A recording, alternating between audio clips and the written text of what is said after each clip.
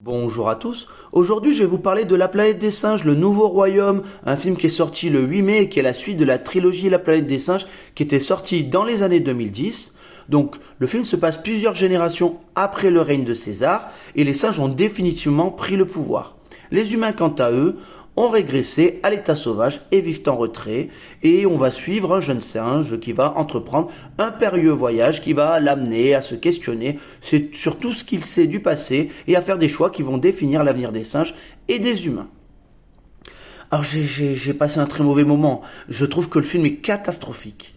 Il y a simplement les effets spéciaux qui sont ok, hein, parce que moi ce qu'on m'a montré à l'écran de toute façon ça ne m'intéressait pas, donc oui, c'est plutôt bien fait, même si moi je trouve que l'animation des visages des singes, il y aurait à redire, hein, je trouve que c'est pas parfait, on reconnaît les acteurs, donc voilà, ça fait pas vraiment singe, mais sinon bien sûr le reste est plutôt joli, hein, c'est normal, c'est un film avec du budget, il y a des moyens, donc ils engagent des gens pour faire les effets spéciaux qui savent faire, donc pas de souci là-dessus. Euh, Par contre, le choix des acteurs est vraiment très très très discutable. Alors, tous les acteurs jouent extrêmement mal, les singes y compris, tout le monde est en surjeu, mais alors, le Razzie Award pour Freya Allan, l'actrice principale de ce film, j'ai rarement vu quelqu'un jouer aussi mal. Elle, en fait, en gros, elle pose pour une pub de parfum Chanel pendant tout le film. Voilà, donc voilà, elle joue la colère, elle joue la tristesse, elle joue la... voilà. Non, non, non, non. Joue dans un film, même un film de divertissement, même un film de science-fiction, on essaie d'avoir des réactions qu'on pourrait avoir si on était dans la même situation. Non, non, elle pose. Voilà. Bon, elle pose, c'est un choix. L'acteur, là, il y a un seul acteur dans le film. Je vais pas dire ce qu'il est, puisque ça arrive dans la deuxième partie du film. Cabotine à fond, voilà, bah, pareil, ça surjoue de malade. Et puis les singes, bah écoute, non, ben, alors déjà, pareil, ça essaye de faire de l'émotion tout le temps, tout le sang sur jeu, et en plus de ça, I am a king. Ouais, en gros, il faut à chaque fois qu'ils fassent une respiration tous les deux mots. J'ai pas compris, en fait, c'est pour montrer que les singes parlent pas exactement comme les êtres humains. Donc en gros, ils ont évolué, mais ils n'ont pas évolué au niveau de la parole des êtres humains. J'ai pas compris ce choix-là. Bon, bah, ok, d'accord. L'histoire. Il y a un nombre d'incohérences dans ce film, c'est du jamais vu.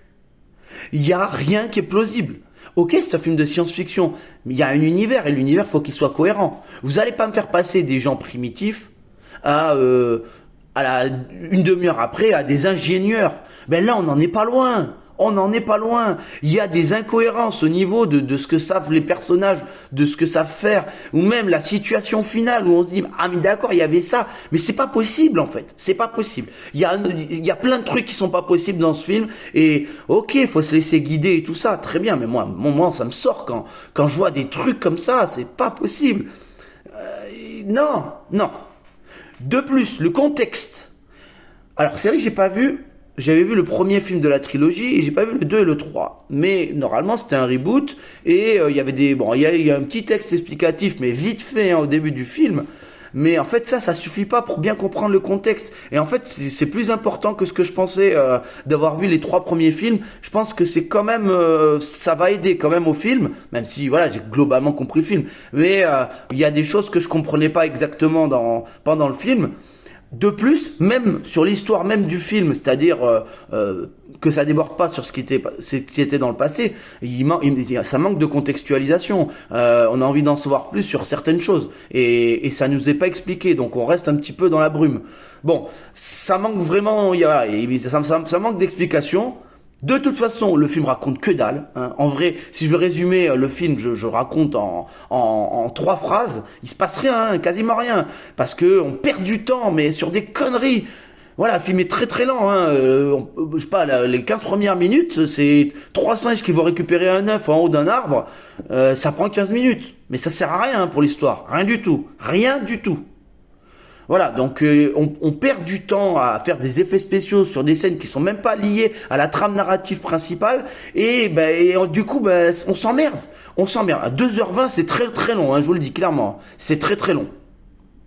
Donc, à la fin du film, on voit que ce serait éventuellement le début d'une nouvelle trilogie, puisqu'il y a une fin ouverte.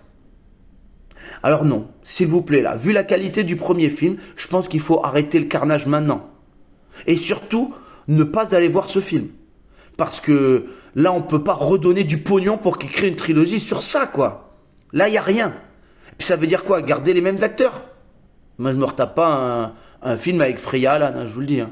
Elle, il faut qu'elle prenne sa retraite à 22 ans. Il n'y a pas de problème.